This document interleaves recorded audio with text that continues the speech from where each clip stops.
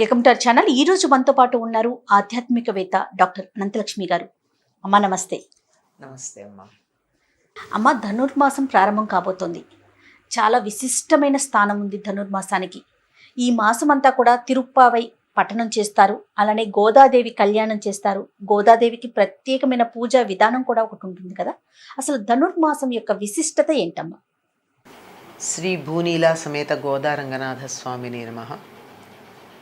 కర్కటే పూర్వ ఫల్గుణ్యాం తులసీ కాననోద్భవాం పాండ్యే విశ్వంభరాం గోదాం వందే శ్రీరంగనాయకీం.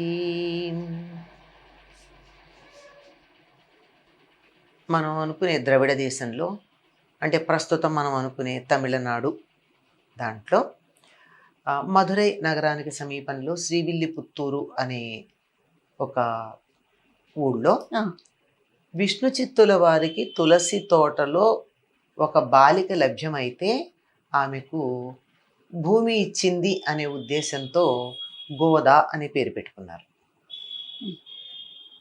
ఆవిడ తండ్రితో పాటుగా దేవాలయానికి వెళ్ళటం రావటం ఇవన్నీ అలవాటైపోయి తండ్రికి ఎంత భక్తి ఉందో అంత భక్తి అమ్మాయికి కూడా వచ్చింది. తండ్రి విష్ణు చిత్తుడు అన్నది ఆయనకున్నటువంటి బిరుదనామం. నిజానికి ఆయన పేరు భట్టనాథుడు.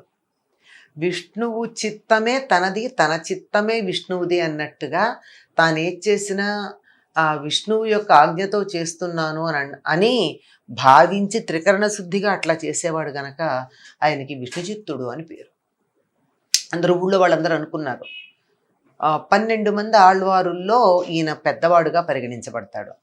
పెరియాళ్వార్ అని కూడా అంటారు. పైగా ఈయన విశిష్టత ఏమిటంటే, అటు స్వామికి మంగళాశాసనం చేసేంత పెద్దవాడు ఈయన. అంటే పిల్లవాడుగా చూసేసుకుని దేవుణ్ణి. ఈయన దగ్గర మరొక ఆళ్వారు కుమార్తెగా పెరిగింది, ఆవిడే గోదాదేవి.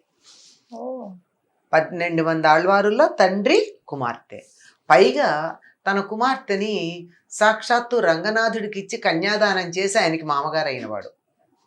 ఇంత విశిష్టత ఉందా ఆ విష్ణు చిత్తుడికి. అయితే ఈ బాలిక, ఇది ఎప్పుడు 1200 సంవత్సరాల క్రితం జరిగినటువంటి కథ. ఇది అభూత కల్పన కాదు. ఒకప్పుడు బృందావనంలో గోపికలందరూ శ్రీకృష్ణుణ్ణి, వాళ్ళ పెద్దవాళ్ళు, కృష్ణుడు చిన్నవాడు, తమ జీవితాధినాథుడుగా కోరి ఒక వ్రతం చేశారు. అంటే అనుకుంటాం వాళ్ళు కోరుకున్నది మామూలు భర్తగా కాదు, ప్రాణేశ్వరుడుగా, ప్రాణాలకు అధిపతిగా.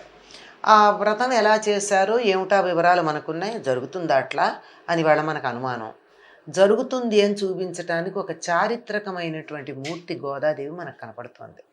సరిగ్గా అప్పుడు వాళ్ళు ఆ గోపికలు చేసినటువంటి వ్రతం ఏదైతే ఉందో ఆ వ్రతాన్ని ఈవిడ కూడా చేసి సశరీరంగా రంగనాథుడిని ఐక్యమైపోయింది.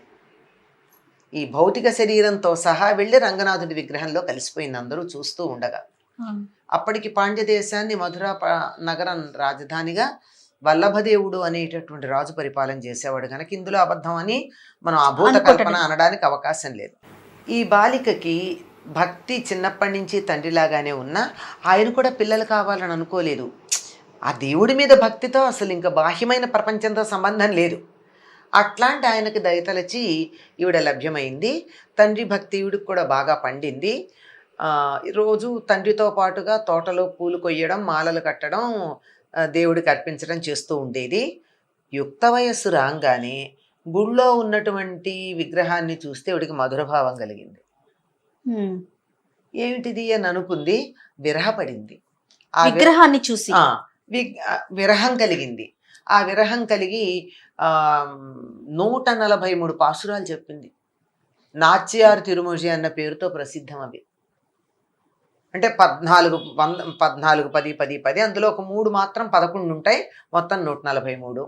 అందులో ఇలా ఎలా ఉంటాయంటే చంద్రుణ్ణి నిందించటం, అంతే కదా. విరహం అంటే వెన్నెల వేడిగా ఉంది అనడం, అట్లాగే చిలకల్ని ఎందుకు అలా పూస్తున్నారే నా చెవులో మీరు పొడిచినట్టుందే అనడం, ఇట్లా ఇవన్నీ చెప్పుకుంటూ చివరికి చంద్రుణ్ణి తన ప్రాణనాథుడైన కృష్ణుడి దగ్గరికి సందేశం పట్టుకెళ్ళమని, వాళ్ళ అమ్మ దగ్గరికి వెళ్ళి తన మనసులో ఉన్న బాధ చెప్పుకుని, ఇట్లా రకరకాలుగా. అందులో ఒక దాంట్లో ఏముంటుందంటే వారణమాయిరం అని చెల్లులతో చెప్తుంది, నాకు రాత్రి కల వచ్చింది, ఆ కల్లో కృష్ణుడు 1000 ఏనుగులని తీసుకుని ఊరేగింపుగా నన్ను పెళ్లి చేసుకోవడానికి వచ్చాడు అని.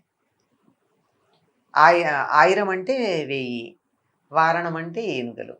ఇప్పటికీ వైష్ణవుల వివాహాల్లో కానీ మనకి దేవాలయాల్లో కానీ వారణమాయిరం అని చెప్పి పెళ్ళిళ్ళు అయ్యేటప్పుడు ఇట్లా కొబ్బరికాయలు ఒకళ్ళనొకళ్ళు ఇలా ఎదురుగా వేసుకుంటూ ఉంటారు. మీరు గమనించారు తిరుపతిలో కానీ భద్రాచలంలో కానీ కొబ్బరికాయలు దొర్లించుకుంటూ వారణమాయిరం అని చదువుతూ ఉంటారనమాట ఆ 10 పాసురాలు. అలా అయిన తర్వాత చివరి దాంట్లో 14వ దాంట్లో ఎక్కడుంటాడే ఈ కృష్ణుడు అని చెప్పి చెల్లుల్ని అడిగింది. అడిగితే వాళ్ళు అన్నారు, బృందావనంలో ఉంటాడు, ఇక్కడ ఎందుకు ఉంటారు అన్నారు. నిజమే కదా పాపం వాళ్ళు చెప్పింది. అయితే నేను బృందావనం వెళ్ళిపోతాను అంది ఈవిడ. ఎట్లా వెళ్ళిపోతుంది? కింద మధురలో ఆవిడుంది దక్షిణ దేశంలో, పై మధురలో ఉత్తర దేశంలో ఉన్న మధురలో ఉన్నటువంటి ఆయన. ఈవిడ మానసికంగా బృందావనం వెళ్ళిపోయింది. మానసికంగా బృందావనం వెళ్ళిపోయిందంటే వాళ్ళ విల్లిపుత్తూరు బృందావనం, వాళ్ళ అమ్మ నాన్న నందుడు యశోద, తన స్నేహితులందరూ గోపికలు, తాను ఓ గోపిక, అలాంటి భావంలో ఉండిపోయింది. అందుకే ఎక్కడికక్కడ కూడా గోపికలు గోపికలు అనే పదమే ఉంటుంది మనకి తర్వాత వచ్చేటటువంటి ఈ తిరుప్పావైలో. ఏమిటి గోపికలు అంటే తను గోపిక, చెలులందరూ గోపికలు, ఇదంతా బృందావనం. మానసికంగా అనుకోవడమే కాదు, అనుభూతి చెందింది. ఊహ వేరు, నేను వేరు, నా ఊహ వేరు. అనుభూతి అంటే నేను అయిపోవడం, అయిపోయింది. అయిపోయి మరి గోపికల భక్తికి ఎందుకు లొంగాడు ఆయన? ఎందుకు లొంగాడంటే వాళ్ళ అమాయకమైన భక్తి, పాండిత్యం పాడు కూడా లేదు వాళ్ళకి. ఆ అమాయకమైన భక్తి ఉంటే నేను అలాగే ఉంటాను అని ద్రావిడ దేశంలో ఉన్న పామర్లు మాట్లాడుకునే భాషలో కవిత్వం చెప్పడం మొదలుపెట్టింది. గొల్లల్లాగా కుడిపైట వేసుకోవడం మొదలుపెట్టింది. గొల్లవాళ్లలాగా ఇలా పెడకొప్పు పెట్టుకుంది, వైరముడి అంటారు దాన్ని. ఈ పక్కన ఉంటుంది ఇట్లా. ఇప్పటికి కూడా పల్లెటూళ్ళల్లో మీరు శ్రీకాకుళం ఆ వైపు జిల్లాలకు వెళ్తే వాళ్ళ దగ్గర మిగిలి ఉంది. ఈ ముడి వేసుకుని ఈ ముడినంతా ఒక పాయ తీసి ఇందులో పెట్టేస్తారు. ఈ పక్కన ఉంటుంది ముడి, వైరముడి అంటారు. అలా పెట్టుకుని, అంటే అలంకారం తయారవడం అదే, భాష అదే, ఇక భావాల వాళ్ళకున్నంత స్వచ్ఛమైన భావాలు. అయితే ఇది చేయడానికన్నా ముందు తండ్రిని అడిగింది ఒకసారి, ఏమనంటే ఎవరన్నా భగవంతుణ్ణి పెళ్లి చేసుకున్న వాళ్ళు ఉన్నారా అని. మనిషి అయి పుట్టి ఉన్నారు. పాప ఆయనకేం తెలిసివన్నీ ఈవిడ ఏ ఉద్దేశంతో అడుగుతోందో. ఇప్పుడు ఏదో ప్రేమ వ్యవహారంలో పడ్డ అమ్మాయి మాట్లాడే మాటలు పాపం తల్లిదండ్రులకి ఏం అర్థమవుతాయి? పిల్ల ఇంకా ఎదగలేదు అనుకుంటారు. ఎందుకు లేరు, ద్వాపరయుగం చివరిలో కలియుగానికి కన్నా ముందు, అంటే అప్పటికి 4000 చిల్లర సంవత్సరాలు అయింది వ్యవహారం నడిచి. ఇప్పటికి కదా 5000 దాటింది ద్వాపరయుగం అయిపోయి. అయితే గోపికలు అలాగే కృష్ణుణ్ణి తమకి ప్రాణనాథుడిగా కావాలని కోరుకుని పొందారు. ఎట్లా? కాత్యాయని వ్రతం చేసి. కాత్యాయని వ్రతం అంటే ఏమిటి అంటే ఆయన ఏదో చెప్పాడు, తెలిసిన వరకు చెప్పి మిగిలిందంతా కృష్ణుడే వాళ్ళకి పూర్తి చేయించాడు దగ్గరుండి అని. అంతే. ఈ చెప్పింది ఎప్పుడు అంటే మార్గశిర పూర్ణిమకి ముందు రోజు. ఈ మార్గశిర పూర్ణిమ నాటి నుంచి ఇంకా అదే నేను వ్రతం చేస్తానని మొదలుపెట్టింది. ఇది మనకి మార్గశిర పూర్ణిమ అన్నది మనం చాంద్రమానం ప్రకారం చెప్పుకునేది. కానీ దక్షిణ దేశంలో సౌరమానం పాటిస్తారు. సౌరమానంలో ఇది ధనుస్సులో సూర్యుడు ప్రవేశించిన రోజు. అక్కడి నుంచి లెక్క చూసుకుని దాన్ని ధనుర్మాసం అంటారు. ఇప్పుడు మనం అనుకున్న చైత్రం నుంచి పాల్గొనం దాకా ఉండే నెలల్లో ధనుర్మాసం లేదు కదా. లేదు. ఈ ధనుర్మాసం ఏమిటి అంటే ఈ ధనుస్సులో సూర్యుడు ప్రవేశిస్తే సౌరమానం ప్రకారం ధనుస్సు రాశి అయిన తర్వాత ఏమవుతోంది, జనవరి 15 కానీ 14 కానీ సూర్యుడు ధనుస్సు రాశిలో నుంచి మకరంలో ప్రవేశిస్తాడు. మనం మకర సంక్రమణం అంటున్నాం. సంక్రమణం అవంగానే వచ్చేటటువంటి మాసం మకర మాసం. మనం అది లెక్కలో ఇది ఒకటి ఈవిడ పాటిస్తుంది గనక సరే. ఆవిడ అప్పటి నుంచి మొదలుపెట్టి ఈ వ్రతం తాను చేసి, మరి బృందావనంలో ఒక్కళ్ళు కాదు కదా చేసింది ఈ వ్రతం, అందరూ కలిసి చేశారు. బృందావనం అంటేనే అర్థం సామూహికంగా ఉద్ధరించబడడం అని, అంతే కదా. బృందావనం, బృందంగా ఒక్కొక్కళ్ళు కాదు. ఒక్కొక్కళ్ళని ఉద్ధరించాలంటే ఎంతకాలం పడుతుంది భగవంతుడిని, గుంపులో గోవింద అన్నట్టు అలా చేయించి. గోవింద కాదులేండి, అట్లా నిజంగా అక్కడి నుంచే వచ్చింది. మనకి లోకంలో అర్థం వేరే వచ్చింది కానీ నిజానికి ఆ గుంపంతా కలిసి గోవిందా అని ఉద్ధరించబడ్డారు. అట్లా ఉద్ధరించబడ్డారు కనుక అట్లా చేద్దామని చెలులని పిలిచి రండి మనమంతా స్నానవ్రతం చేద్దామని చెప్పింది ఆవిడ. ఈ రోజుకు ఒక పాసురం చొప్పున చెప్పి 4 రోజులు ఈ వ్రతం చేసింది. పాసురం అన్నది ప్రాచీనమైనటువంటి తమిళ సంప్రదాయంలో ఉండే ఒకానొక ఛందస్సు. చెబుతూ మార్గళి తింగళ్ మది నిరయనన్నాళాల్ అని చెప్తూ మొదటి పాసురం చెప్పింది. 30వ పాసురంలో భట్టనాథుడి కూతురు కోదై చెప్పింది ఇది అని ఆవిడ చెప్పుకుంది. అప్పటిదాకా తన పేరు చెప్పుకోలే. మామూలుగా కవులు ఏం చేస్తారు, ముందరే వాళ్ళ వంశం వాళ్ళ పేర్లు చెప్పుకుని తర్వాత రచన చేస్తారు. ఇవిడ అట్లా చిట్ట చివరి దాంట్లో ఆ భట్టనాథుడి కుమార్తె అయినటువంటి గోద చెప్పినటువంటి పాసురాలు గనక మీరు చదువుకున్నట్టయితే మిమ్మల్ని ఆ పాల సముద్రాన్ని తరచిన సందర్భంలో ఓడలున్న పాల సముద్రాన్ని తరచినటువంటి ఆ విష్ణుమూర్తి ఎవరైతే ఉన్నారో ఆయన మిమ్మల్ని కోరిన కోరికలు తీరుస్తాడు అని చెప్పింది. మొదటేమో నారాయణనే నమక్కే అంటుంది. అందులో మార్గళి తింగళ్ళు నారాయణుడికి నమస్కారం చేద్దామని. ఇలా చెప్పినటువంటి దాంట్లో ప్రతి దాంట్లోనూ మనకేం కనపడుతుందంటే నీరాడపోద్దురు నీరాడపోదాం అంటే స్నానం చేద్దాం రండి అని పిలుస్తుంది చెరువులందరినీ. ఎందుకు స్నానం చేయాలి అంటే కృష్ణుడికి కీర్తించుకుందాము అని. మొత్తం అవతారాల విశేషాలన్నీ కృష్ణుడి యొక్క ఘనత అన్నీ తరువు దాంట్లో వస్తాయి. ఏమిటి ఈవిడ స్నానం చేద్దాం రమ్మంటుంది, వీళ్ళేను పిలిస్తే తప్ప స్నానం చేయరా వీళ్ళు? పిలవటం ఏంటి, స్నానానికి పిలవడం ఏంటి అంటే ఈ స్నానం అన్నది ఒంటి మీద ఉన్న మట్టిపోయే స్నానం కాదు, మనసుకు మట్టిపోయేది.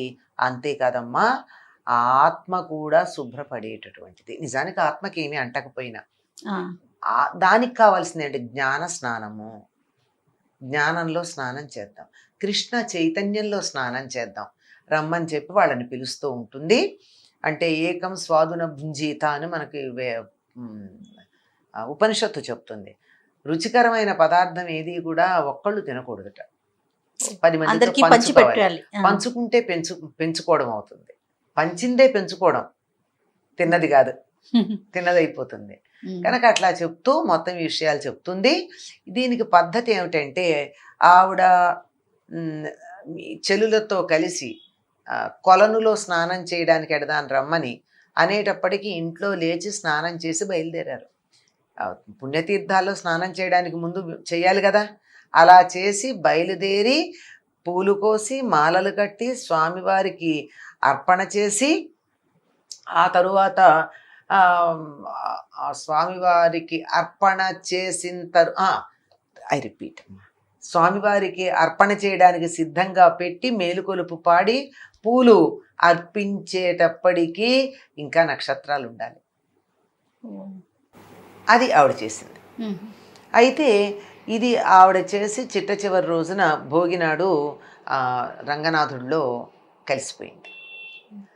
అందుకని ఈ వ్రతం చేసేటటువంటి వాళ్ళు ఏం చేయాలో ఇప్పటికి అర్థమైపోయి ఉండాలి. ఎప్పుడు లేవాలి నిర్ణయించుకోండి. లేచి తులసి కోట దగ్గర, ఈవిడ పుట్టింది తులసి కోట దగ్గర, అంతే కదా. తులసి ఆవిడ తల్లిగా చెప్తారు. మాతాచే తులసి పిత ఏది తవ శ్రీ విష్ణు చిత్తో మహాన్ భ్రాతాచే దితిశేఖర ప్రియతమ శ్రీరంగధామాయది జ్ఞాతారస్తనయాస్తో దుక్తి సరసస్తన్యేన సంబద్ధితా గోదాదేవి కథంత్వమన్యమనిసం సాధారణ శ్రీరసి అని ఆవిడని ప్రార్థిస్తారు గోదా చతుశ్లోకిలో. మాత ఆవిడికి తులసి కోటలో ఉద్భవించింది కనుక ఈ పూజ తులసి దగ్గర చేస్తారు. కనుక తులసి దగ్గర శుభ్రం చేసుకుని ముగ్గులు వేసుకుని ఇంట్లో దేవుడి దగ్గర శుభ్రం చేసుకుని ప్రసాదం తయారు చేసుకుని స్నానం చేసి ఇవన్నీ చేయాలి.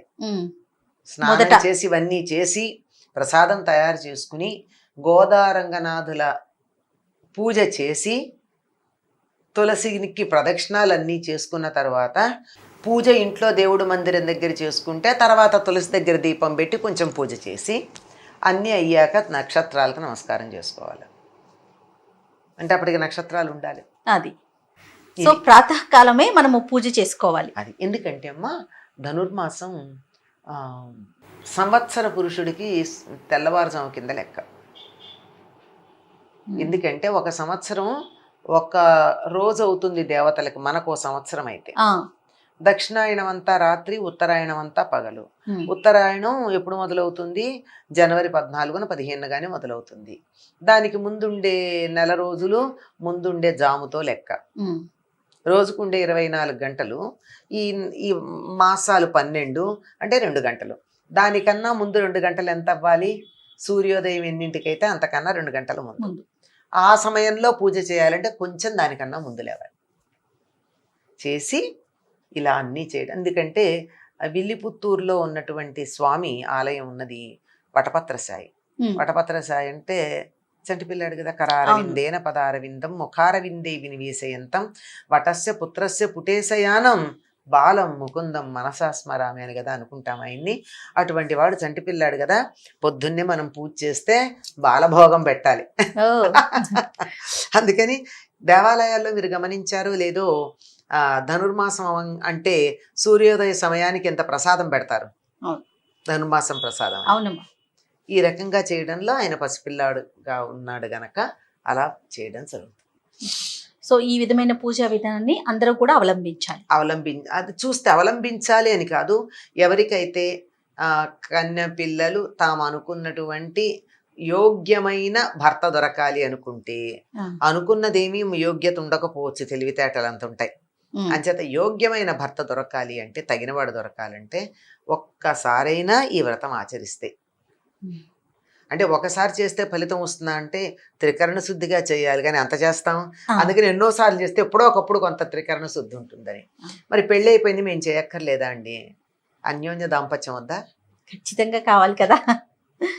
లేదండి, అంతటి అదృష్టానికి కూడా దాటిపోయాం మేము, వయసు పెద్దవాళ్ళం అయిపోయాము, దాన్ని కూడా మాకు దాంపత్యం ఈ లోకంలో అనుభవించే కాలం కూడా దాటిపోయింది అని ఆడవాళ్ళు అనుకున్నా, మగవాళ్ళు కూడా చేయాలి. అదేమిటి, ఇది ఆడవాళ్లే చేయడంగా కనపడుతుంది, కానీ మగవాళ్ళు కూడా చేస్తారు. ఆలయాల్లో మగవాళ్లే కదా చేసేది. అవును. ఎందుకంటే సర్వజీవులు స్త్రీలు, భగవంతుడు ఒక్కడే పురుషుడు అన్నటువంటి భావంతో ఉండేది. అప్పుడేం లభ్యమవుతుంది అంటే, ఆయన నాయకుడు, పూజ చేసిన వాళ్ళు నాయికాయి. ఆనాడు గోపికలు ఎటువంటి ఆత్మేశ్వరుడుగా కృష్ణుణ్ణి పొందారో అటువంటి స్థితి లభ్యమవుతుంది. సో ప్రతి ఒక్కరూ కూడా ఆచరించాలి.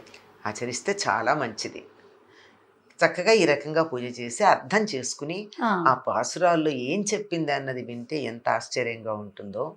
ఒక పక్కన వ్యక్తిగతమైనటువంటి ఆత్మ ఉన్నత్యానికి చేయాల్సిన సాధన ఉంది, ప్రకృతి వర్ణనలున్నాయి, పర్యావరణ స్పృహ ఉంది, ప్రపంచం అంతా బాగుండాలి. మనము ఈ వ్రతం చేస్తే లోకానికి మేలవుతుంది అని చెప్తుంది ప్రతి పాసురం చివర. లోక కళ్యాణం. అద్భుతం. ఖచ్చితంగా అమ్మ, ప్రతి ఒక్కరూ అనుసరించి అవలంబించాలని కోరుకుందాం. నమస్తే. ఈ వీడియో కనుక మీకు నచ్చినట్లయితే లైక్ చేయండి, షేర్ చేయండి. మరిన్ని వీడియోస్ కోసం మా ఛానల్ని సబ్స్క్రైబ్ చేసుకోండి.